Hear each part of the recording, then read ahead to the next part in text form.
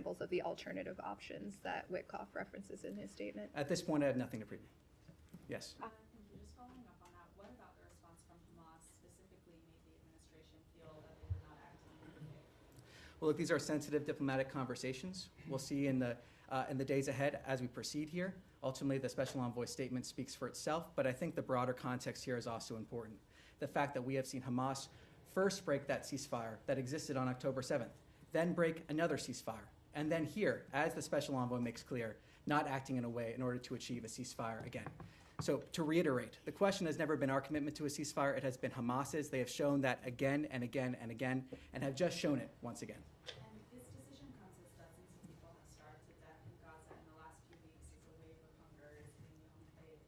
The WHO said yesterday that 21 children under the age of 5 were among those who died of malnutrition so far this year, and more than 100 organizations have called for the lifting of all restrictions on the flow of aid and all land crossings to be opened and the restoration of a UN-led humanitarian response. Given this decision today, is the U.S. considering any other steps to increase the flow of aid to Gaza? Are you talking with Israel about them taking any other steps? How do you move forward on the aid? Well, look, ultimately what we have seen us do is the delivery of close to 90 million meals into Gaza during a war zone. The ability to deliver that aid in a way where it is not being looted by Hamas. That is what we have seen. We are, of course, aware, and of course we want to see end the devastation that has taken place in Gaza. That's why we have seen this commitment to get aid to the people who need it in a way where it is not weaponized by Hamas. That commitment remains. It is a commitment from President Trump and Secretary Rubio. That is why we have supported the Gaza Humanitarian Foundation. That is why we continue supporting the Gaza Humanitarian Foundation. That is why we've seen those 90 million meals being distributed. And that commitment, again, to making sure that aid is reaching the people of Gaza that need it. And the first victims of Hamas being the people of Gaza, as is demonstrated once again here. Is the Gaza Humanitarian Foundation a sufficient mechanism for delivering aid to Gaza? I mean, people are still starving to death. Is that enough in the U.S. opinion? Well, as spokesperson Tammy Bruce has said from this podium before, it is never enough in a war zone. It is never enough. That is why we're committed to trying to get as much aid in as possible. That is why we worked for that ceasefire, because of what we are seeing. But aid needs to be delivered in a way where it is not being looted by Hamas. So of course, it is never enough in a war zone, but we're dedicated to getting as much aid into Gaza in a way where it reaches the people that need it as possible. And that's why we were working so hard for a ceasefire. Okay, and sorry, I just have one question on the U.S. citizen that died in Syria, Hossam Soraya. Has the U.S. been able to ascertain any further details around the circumstances of his death? So what I can say on this is, first, in terms of the circumstances around his death, I have nothing to confirm on this front. What I can say is we have had direct discussions with the Syrian government on this issue and have called for an immediate investigation into the matter. Hossam and his family deserve justice, and those responsible for this atrocity must be held accountable. Yes. Hi, Tammy. I have a quick follow-up on that, and then I have a different subject I want to quickly ask you about, which is very relevant. Doctors Without Borders, internationally known and working with the U.S. for decades, is urgently calling for help beyond the foundation, because 1 in 4 young children and pregnant women, they say, are malnourished, and that it is a policy of starvation. Acknowledging 90 million meals and the progress, quote unquote, but there is a whole area of Gaza that is not being served by that. People can't get to it. It's only in one region, in the south. And internationally, 28 countries, hundreds of aid organizations are calling for something more than that. There's been some acknowledgement from U.S. officials as well that there's real starvation.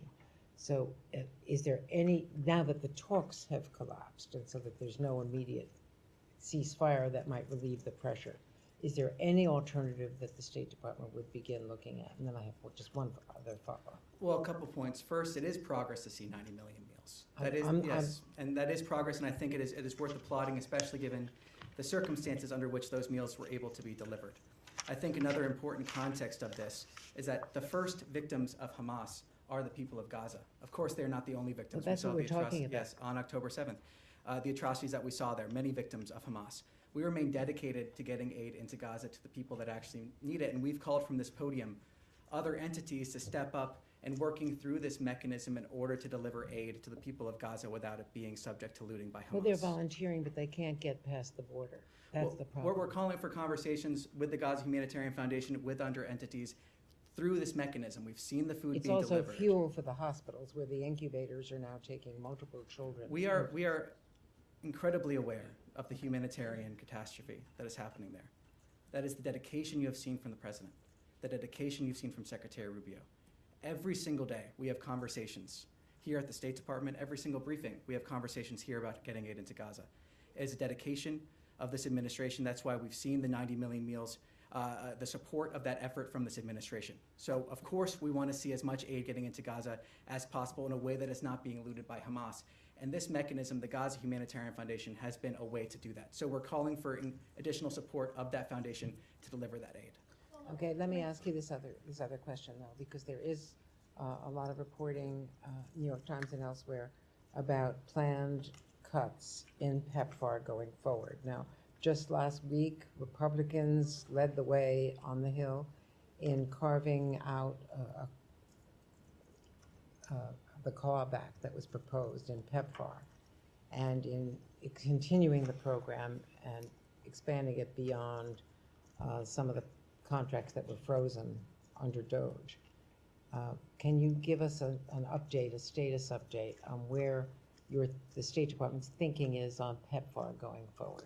Well, Secretary Rubio has stated that PEPFAR is an important and life-saving program that will continue. That dedication continues. That has been clear from the Secretary. The Secretary has made that clear. I will take a step back when we're talking about aid programs in general.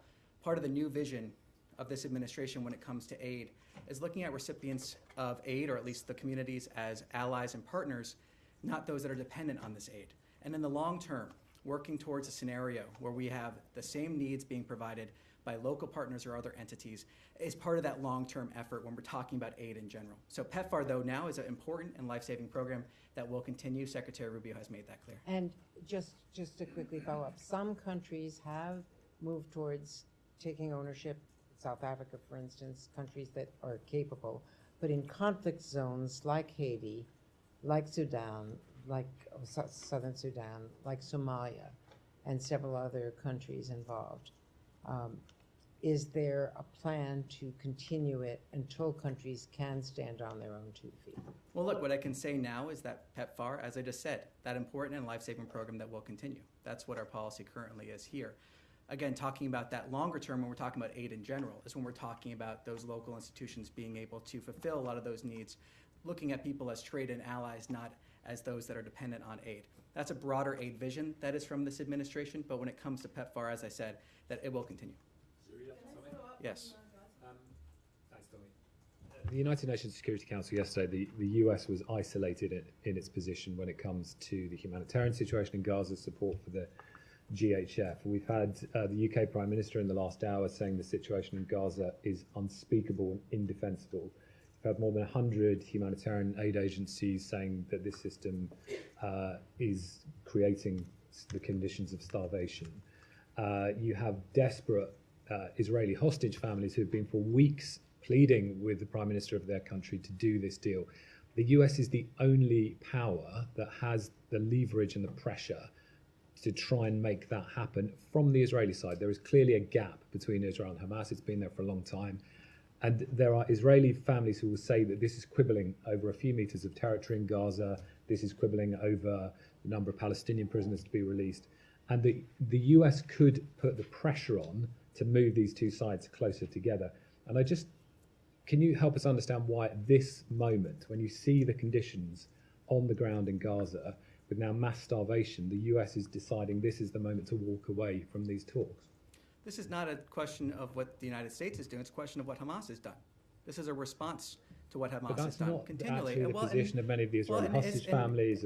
Israel has long accepted the deal on the table, and Hamas has long rejected it. I mean, it's never been our commitment to a ceasefire. That's never been the question here.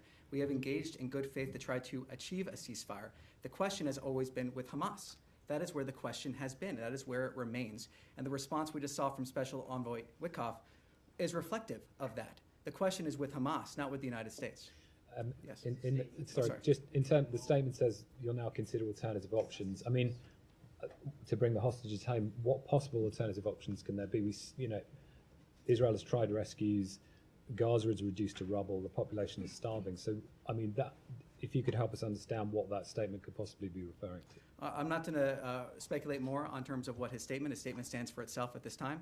If we have more to announce, we will announce it. Can I just one other All right, thing I one wanted to more. ask about the two-state solution conference next week. I know the US had said previously when it was postponed that it opposed countries going to this conference in New York. Do you have a position on it this time? Nothing further beyond saying that we will not be in attendance of that conference. Yes. Just to clarify, now when the envoy says we will consider alternative options to free the hostages and so on, what is meant by that? Because, if we have seen that only through negotiations were the hostages released in the past. So what other alternatives the U.S. could be thinking about? Well, I refer you to my previous response. I'm not going to expand upon what the special All envoy right, has said. okay, so one other thing, and you also say that Hamas has broken the ceasefire. It was, in fact, the Israeli Prime Minister who broke the ceasefire on the 18th of March, this past March and so on. Hamas had, or at least from what we hear by the interlocutors and so on, that Hamas has been more than willing and submitted many concessions and so on. So what is required of Hamas so the ceasefire can take effect as far as the United States is concerned? Well, look, there has been conversations on this. I will not go into details of what those private diplomatic conversations have been, but what I can say is it is clear now from our perspective that Hamas does not appear to be coordinated nor acting in good faith. We have approached these conversations with good faith, as has been evident by our comments from this podium and other places, and it is clear now that Hamas has not been acting that way.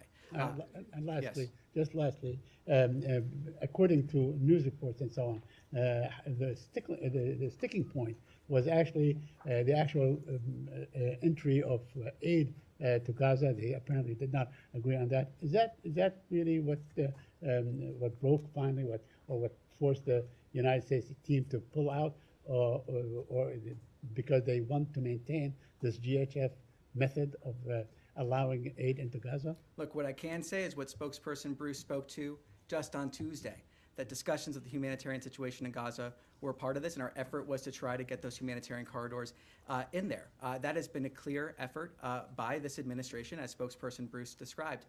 And again, to reiterate, we are seeing aid being delivered despite the actions of Hamas here, and those 90 million meals are to be applauded in terms of that effort. Of course, it will never be enough until we see an end to this conflict, but the entity that is standing in the way of ending this conflict is Hamas. They can release the hostages, lay down their arms, as we have said repeatedly. It is Hamas that is preventing an end to this conflict. Yes. Tommy, few Middle East questions for you. Number one, with the Special Envoy Witkoff's statement, said there's a lack of coordination. Hamas is not coordinated. Can you expand on that? Is it trouble reaching the appropriate leaders? Is it an unclear chain of command? I mean, where is the lack of coordination coming in? I'm not going to expand on his statement at this time. So, yes. Second question. Can you give us an update on Tom Barak's dealings today, reportedly meeting with Syrian and Israeli officials? Any status update? I have nothing specific to preview for you, but what I can say is he has, of course, been in communication, as has the Secretary, with all sides for many days now, and those efforts continue. Last question for you. Hopefully I'll drag an answer out of you on this one. I asked in Tuesday's briefing about why Secretary Rubio is not pushing harder for the extradition of Akram al-Tamimi from Jordan. I was given a written answer by the State Department on that yesterday after you guys took it back. Basically said we continue to impress upon the government of Jordan to bring her to justice. President Trump said on day one, his executive order, American citizens come first in American foreign policy, American citizens. Secretary Rubio put out his 3 questions. Every dollar spent, every program has to answer in the affirmative one of 3 questions. Does it make America safer? Does it make America stronger? Does it make America more prosperous? I'm sure you have these memorized by heart. $1.5 billion of foreign aid to Jordan. How is it conceivable that Tamimi is still there and any of that falls under these dictates of what American foreign policy is supposed to be, with 3 dead Americans in Tamimi's hands? Well, on your first point, I mean, to reiterate what we provided to you, the United States has continually emphasized to the government of Georgia the importance of holding Alman al-Tamimi, the convicted terrorist released by Israel in a 2011 prisoner swap, accountable in a U.S. court for her admitted role in a 2001 bombing in Jerusalem that killed 15 people, including 3 Americans. The United States continues to impress upon the government of Jordan that Tamimi is a brutal murderer who should be brought to justice. It's not working. Well, and on the point in terms of our foreign policy, the president has made clear, the secretary has made clear through their actions that America is coming first. We've seen that with the Americans that have been brought home. We see that with the pursuit of peace around the region. We see that with a policy that is about strengthening our industrial base and making sure that we are advancing those interests wherever possible. We are continually emphasizing to the government of Jordan the importance of this issue, though in terms of the 3 that you mentioned, safer, stronger, more prosperous, those are not slogans here. They are actions. Those are North Stars that we fulfill every single day to the best of our ability, making sure we're advancing the interests of the American people in absolutely, in absolutely every single way that we can. Yes. Hi, thank you. I just want to follow up on Gaza. Sorry, do you want to go? Would that be okay? Yeah, Thank sure. you so much. Yeah, Hi, sorry, I'm I Lydia. signaled she was next there, so I wanted to follow up, but I'll go after. Thank you so much. Abigail Houseland, Financial Times. So I know, to go back to Gaza, I know you all have said repeatedly that the situation and starvation that we're seeing is because Hamas is blocking progress, or you've said because the UN organizations aren't willing to work within the framework of GHF and then that Israel has set for aid distribution. We all acknowledge, obviously, that Israel controls Gaza's borders completely, and it is limiting food to the population because Hamas has not agreed to its terms. I know this question has been asked in many different ways. I'm going to try this way. To be clear, is the U.S. government okay with Israel allowing children and adult civilians to starve so long as Hamas and the UN refuse to play by Israel's rules for aid distribution? I reject the premise of that question in terms of how that was set up. This okay? humanitarian catastrophe lies at the feet of Hamas, who could end this conflict today by releasing the hostages and laying down their arms. Hamas. That suggests that short of Hamas Excuse doing me. that, These kids are dying, doctors don't have medicine, they don't have fuel.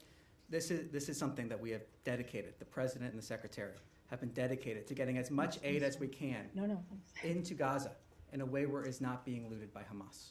It is something that we. Short of a excuse change me, by if I- Hamas, the I'm U.S. going to answer government this question. will stand by. I'm going to answer this question. We have been dedicated to getting those 90 million meals into Gaza in a way where it has not been looted by Hamas. We have been dedicated to getting aid into Gaza. It is something that the secretary and the president have talked about, worked for. These discussions of getting more aid into Gaza have been part of that ceasefire we are hoping for.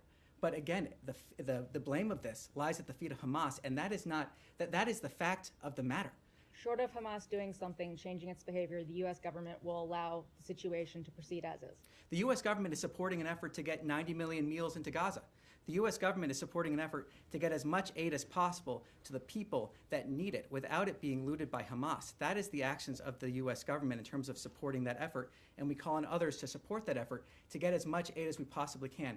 Of course, it will never be enough. It is something we are continually working for, to get more and more aid in what ways we can without being looted by Hamas every single day. Last question. Has President Trump seen images of the children or other civilians starving recently this week?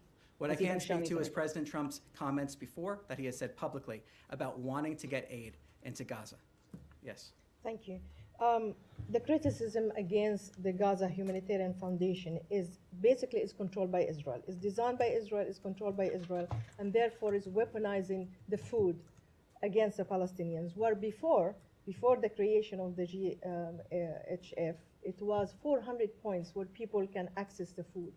Yesterday, the Jordanians managed to get 110 aid trucks, including baby formula and including flour.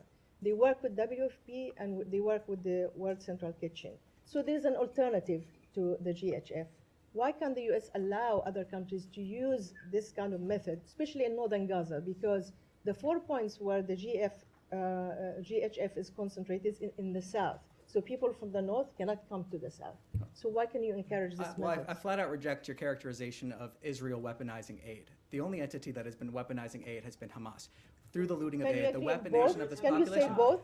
both? What we have seen is an effort from the United States government, like I said, to get 90 million meals into Gaza during a war zone. We saw efforts. But that's not enough. We saw efforts to get to a ceasefire we saw efforts to get to a ceasefire that Hamas has decided not to act in good faith to achieve.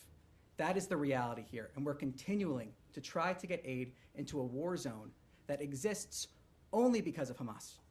The war zone exists only because of Hamas, who could end the conflict tomorrow, who is weaponizing aid against the Gaza population. The first victims, as we said, are the Gaza population. Okay, I have one more One more. question. I want to ask a question on behalf of journalists in Gaza. You and other spokespeople behind this podium, they always talk about the freedom of expression, the value of our work. Our correspondents, including my own of Al Arabiya and my colleagues of AFP and every other journalist in Gaza, are unable to do their job because they are starving. They don't have food. How can you allow this to happen? And you tell us and tell everybody else that the work of journalists is vital, especially in a war zone. And yet you're now saying that it's Hamas who's controlling the food, and therefore we can't do anything about these people. What I'm saying is Hamas is. How can you help them? How can you What help I'm saying journalists first on in a that war front, zone? in terms of the food, is that Hamas, through looting the food, has led to weaponization. They are weaponizing aid when they are able to. We have a system in place attempting to get as much aid into Gaza as possible in a way where it is not being looted by Hamas. That is the reality that we're seeing. That is the reality that we're pushing for, trying to get as much aid in there as we possibly can. Yes. Does the State Department have an official assessment of what the humanitarian or the food situation is? Is it famine? Is it mass starvation that we're seeing? Is there do you have an assessment? Well, I can say that we are acutely aware of the humanitarian situation on the ground. In terms of a specific assessment, I have nothing to preview on that front, but we are acutely aware. Is it of the something you're looking humanitarian- into? Well, we are very much aware of the humanitarian disaster that is there. We're very much aware of it. That again goes back to the commitment of why we're trying to get aid into Gaza. And quickly, because I have something on Syria, but just you keep referencing the 90 million meals. That's since May 27th for 2.1 million people. I think assessments suggest if that number needs to be closer to 350 million meals in order to get these people the food they need. So that's a big delta, obviously. What can be done short of assigning complete blame to Hamas? What can be done to improve GHF's ability to get food? Well, from the beginning, when this started, we did see a ramp up in terms of the food that they've been able to deliver. We also saw efforts from this administration, support for this Gaza Humanitarian Foundation. And the hope is that we'll have other entities supporting this mechanism as well so that we can deliver as much food as possible. It will never be enough. We're working every day to get as close as possible, but it will never be enough because of the situation on the ground. That is not an excuse, but that is the reality we are dealing with. And we are working every single day to get as much food to support those efforts as we possibly can because of our recognition of the disaster on the ground, because of the humanitarian catastrophe. Every single day working towards that. And just on Syria really quickly, do you think after the recent violence that the administration should perhaps rethink its willingness to lift all sanctions? Well, look, President Trump announced sanctions relief for Syria on May 13th to give all Syrians a chance at a peaceful and prosperous country. Syria is at a critical juncture, and we are looking to the Syrian government to lead on next steps. Yes. Thank you. Just sticking on the Gaza Humanitarian Foundation quickly. Are you able to say whether the Gaza Humanitarian Foundation distributes food that is high nutrient, high protein, the food that is needed for children in particular that have now reached starvation point? Can you confirm whether the US government knows whether that type of food is being distributed by this organization that you have said a few weeks ago the US government is now going to support? Well, I know that we have details in terms of what food they're providing. Let me take that back to get you the exact details on Thank that. you. I just want to check because you're reiterating 90 million meals. Is the U.S. government aware of any mechanism that is being used by the Gaza Humanitarian Foundation to make sure any of those meals are getting to those that are now at the starvation point, to make sure that it is actually finding its way to the hospitals, to the most critical children that need it? Do you have any oversight on that? Does the organization have any control over that? Because it sounds like they only have control over their distribution sites, and once the food leaves, that's it. There's no way of telling where that goes. Well, in terms of the details, in terms of after lease distribution sites, I'll take that back and see if we can get more details on that. Thank you. Yes. Yep. Just to switch topics to Ukraine. Do you have any reaction to the talks in Istanbul? And it doesn't seem like there was any much progress. And separately, do you have the Russians reached out to you or offered any response to President Trump's 50-day ultimatum? Well, nothing to preview in terms of that second question. On your first, we are aware that a third round of direct talks took place between the two parties.